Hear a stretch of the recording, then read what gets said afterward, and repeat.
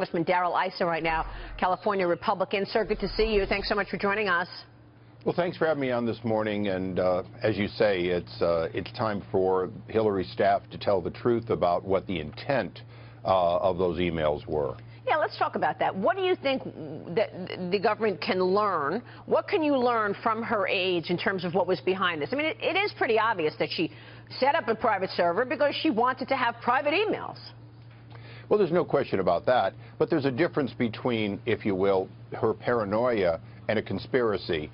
And the question really is Huma Abedin and some of the other staffers who originated, it appears, 1,750 classified material containing emails. They had to type those in from somewhere. And why they did it and what they did it from is a question that needs to be answered. You know, a lot of people look at Hillary Clinton because she's the kingpin. She made this decision to do something wrong.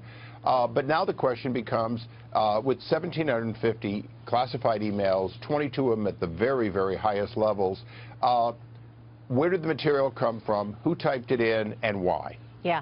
So why do you think they have to answer this? Because her supporters, Congressman, will say, look, we're not going to learn anything else. We know that she made a mistake. You know, what really is it going to tell us about where we are in the country and what missteps may have been made in certain places in the world? So explain to our viewers, if you can connect the dots, you know, what really is at stake here? It is a crime to release sources and methods.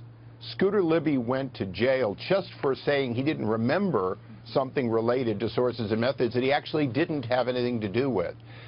David Petraeus is now a convicted criminal because he released information to his biographer. It is serious business to release information that may be classified or to deal in it in a way that is wrong. The statute specifically says someone who takes that information is guilty of a crime. Well, she took 1,750 pieces of information that were sensitive. She took 22 that went to what we call sources and methods. Former Secretary Gates has made it clear that her server was likely hacked by one or more of our, if you will, not friends. So what she did was a crime. The question really is it a crime that she's above, or is it a crime that she and others will be held accountable for? It's not a punishable crime to have a private email server. It is a punishable crime to use that in a way that is reckless to American secrets. This is a really important analysis that you just gave us. Thank you for that, Congressman, because you really did just set it out and explain it very, very well. Let me ask you about what happens next. Every time we talk about this subject, most people who I speak with say Jim Comey is a solid citizen. He is always going to do the right thing. What are you expecting in terms of a recommendation from the FBI, in terms of where this goes next? In such an important year, an election year, does President Obama protect her from getting indicted? Well, I hear you say he's a solid citizen. What I would say is this Justice Department, so far, including the FBI director, haven't found the ability to prosecute members of the administration, including Lois Lerner. You understand that there was a congressional referral from the Ways and Means Committee, the Tax Committee, under a statute that says the U.S. Attorney shall present to the grand jury. Now, the fact is, Lois Lerner was not presented to a grand jury. That was a failure to enforce a statute.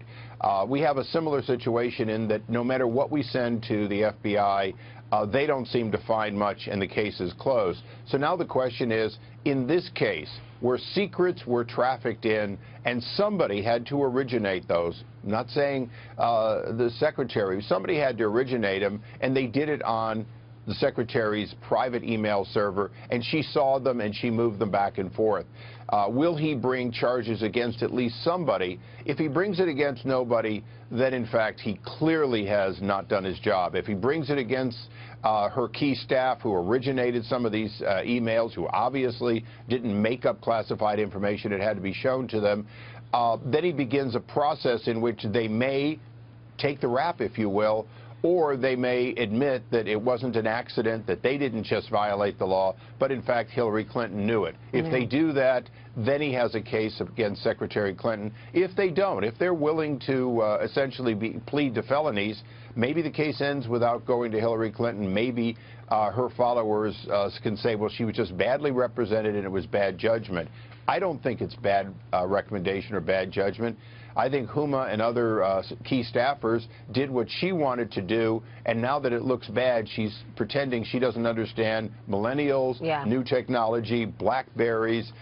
It's amazing how she can look a little bit like George Herbert Walker Bush looked when he couldn't explain scanners. She suddenly doesn't understand technology or government rules. Yeah, it is comical, but